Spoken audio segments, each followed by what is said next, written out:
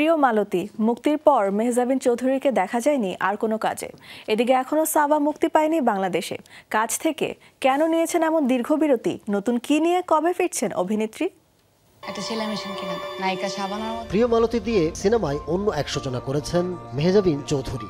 সিনেমার জন্যই হয়তো নাটক থেকে বিরতি নিয়েছেন আগেই, কমিয়েছেন ওটিটির উপস্থিতিও। তবে এখনো নতুন কোনো কাজ নিয়ে আসেননি তিনি। কারণটা জানালেন অভিনেত্রী নিজেই। এমন কাজ করতে চাই যেই কাজের একটা মিনিং থাকবে, আমার যেই প্রায়োরিটি আমার দরকার, আমার প্রায়োরিটি লিস্টের মধ্যে সবার আগে থাকে গল্প, ভালো একজন ডিরেক্টর, ভালো স্ক্রিপ্ট রাইটার, ভালো একটা টিম, কো আর্টিস্ট। এই প্রায়োরিটি লিস্ট যখন ফুলফিল হয় তখনই আসলে আমি কাজ করি। একটা সময় প্রচুর কাজ করেছেন, কারণ হিসেবে জানালেন অভিজ্ঞতা অর্জনের কথা। এখন করতে চান কেবল অর্থবহ কাজ। ভালো কাজের মধ্যে কিছু কাজ ছিল যেগুলো অ্যাভারেজ, কিছু কাজ ছিল যেগুলো নিয়ে অনেক বেশি আশাবাদী ছিলাম হয়তো বা, কিন্তু সেটা দিন শেষে খুব একটা ভালো হয়নি। তো ওইটা ছিল আমার এক্সপিরিয়েন্স গ্যাদার করার ফেজ। আর আমার ক্যারিয়ার এখন আমি যেই ফেজে আছি, এখানে আসলে আমি মিনিটফুল কাজের সাথে থাকতে চাই।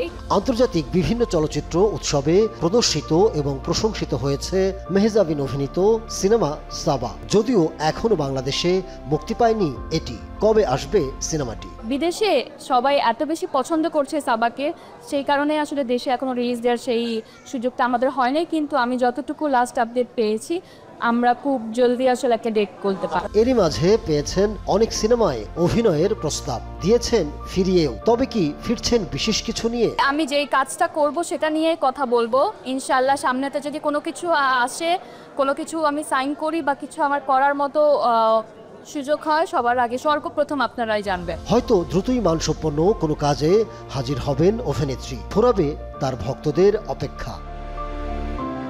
Ahmed Tauquir, showbiz tonight.